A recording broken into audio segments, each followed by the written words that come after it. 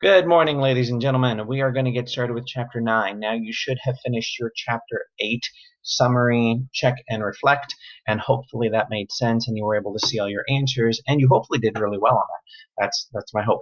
So please be honest with yourself. Please be honest with me on that answers. Today, we will have an open Google Meet session from 2 to about 2:30. I'll be there for about half an hour. You're welcome to come join me. I will have the link posted on Google Classroom. You can check it. And you can stop by if you have questions or if you just want to say hi, greet, and then go from there, okay? So Google Meet from 2 to 2:30 today, so be ready for that. All right, we are starting Chapter 9. We are skipping Section 911 because 911 is pretty much a review. You do not need to necessarily do it. If you want to practice it, you're welcome to do that. But 912 is where we're going to now, okay? So here we go. Today we're talking about the introduction to the quadratic formula. Okay, quadratic formula is something critical that you'll be using throughout your next few years. And yeah, you might like it. So let's try it out. 912. A quadratic equation can be rewritten in perfect square form. The quantity of a times x plus b squared equals c by completing the square root, which is what we did last chapter. Write the following equation in perfect square form, then determine the number of solutions for the quadratic equation. You do not need to actually solve the equation. Okay, so we're going to start working on this. And the biggest thing we need to do is go ahead and do the generic rectangle here. Square. M squared goes down here. And then half of the middle term. So that'd be 6m here and 6m here. So that gives me m plus 6 and m plus 6, which means this up here would have to be 36. So we need 36, we have 37. To complete the square, we need to take away 1 from this side.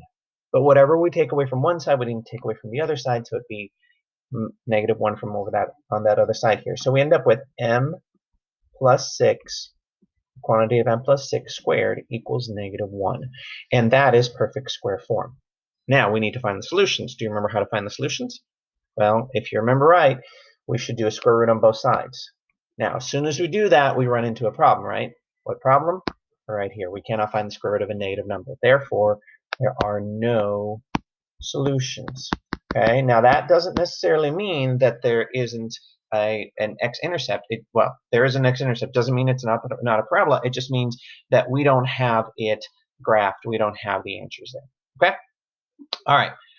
Let's move on here. So one way to calculate the roots of a parabola is by using the quadratic formula shown below. Now, this formula uses the values of a, b, and c from the quadratic equation written in standard form. That is really, really important, guys. It must always go to standard form. You cannot go to like a perfect square form here and say, oh, a, b, and c, that's the values I'm using. No, it always has to be standard form always. Okay, and basically this right here, you have to memorize it. There's just no shortcuts. There's no way around it. You have to memorize it. There's nothing I can do about that. You got to know it, and you got to know it next year. You got to know it. It's got to be like y equals mx plus b. You got to be able to spit this out. Now, how on earth do you do that? Well, to help you out, there is a YouTube video that we're going to listen to. So, and now here's what I need. I need you to stick with me. I need you to listen and watch the entire thing. Not just part, not just a little bit. You gotta do the entire thing. And to help you out, I'm gonna be here with you, okay? So, here we go.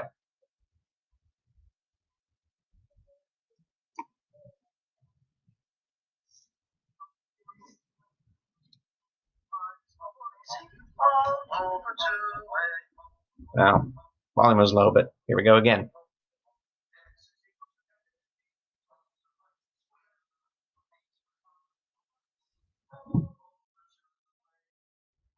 All right, recognize that song? Let's try it again.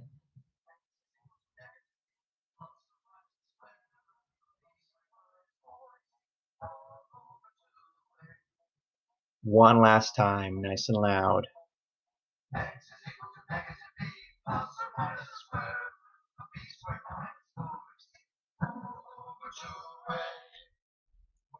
All right, ladies and gentlemen, I know it was painful. However, if you can sing that song and have that in your mind, you will be able to memorize a quadratic formula and listen to it and know it and use it a lot of times, okay? So we are going to probably listen to that again. That is something you're going to have to know and memorize. So plan on that, okay? All right, let's move on and let's actually put it to good use here, okay? So we've got, when it's written in standard form, looks like ax squared plus bx plus c. When a is a number of x squared terms, b is a number of x terms, and c is a constant. If we've got this right here, x squared minus 3x minus 7 equals 0, what are a, b, and c? This is one of the first things I really need you to do every time we're solving quadratic functions. And one of the biggest mistakes people make is not doing this. The biggest mistake people do is not identifying the terms a, b, and c. So that's the first thing I always want you to do. So a in this case is 1, b in this case is -3, and c is -7. Okay? Once you do that, then I can go into the quadratic formula and actually plug in the values and let's go ahead and solve. So I'm going to do that right now if the computer will let me. I'm going to try to scroll down here and give you some work here, and we're going to try it out here, okay? So let's try plugging in the values. Okay? X equals -b. Now, in this case, I just want you to write it just as it says. -3 plus or minus the square root of b squared. B squared is -3, and since it is replacing a variable, it goes in a parentheses, minus 4 times a, which is 1, times c, which is -7, all over 2a. Once I got that plugged in, now I can go ahead and start solving some parts here, okay? So let's try it out. Oh, too far.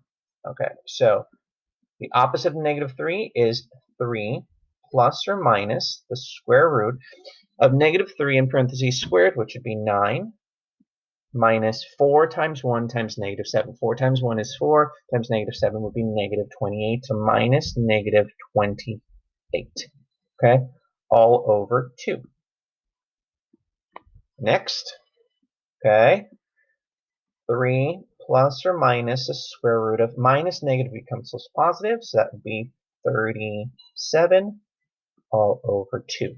Now, at this point, that is the answer in exact radical form. We have x equals 3 plus the square root of 37 all over 2, and x equals 3 minus the square root of 37 all over 2. However, they want exact radical and they want approximate decimal. So we take out our calculators, we try it out. 3 plus the square root of 37. And now at this point, here's what I want you to do. I don't want you to plug in your partial answer. So I want you to do 3 plus the square root of 37, hit enter, and then just go ahead and do that divided by 2 and get your final answer. So x is approximately 4 and 54/100ths. And then if I go in the other direction, 3 minus the square root of 37, enter, divided by 2, enter. I get my other solution, which x equals approximately -1 and 54/100ths. And those are my exact radical. So I'm sorry, approximate decimal and exact radical forms. Okay?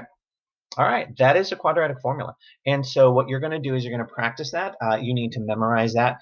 You need to learn it. You need to know it. So please watch that video again. I'm going to put a link to that video by itself. Play it for your family. Make them all miserable. Hum it all day long. But the more you hear that, the more you memorize it, the more you learn it. And you need to memorize that. So please make sure you work on that. And hope that makes sense. And I'll hopefully see you today at 2:30. Or 2 o'clock, I'm sorry, 2 to 2:30. Bye.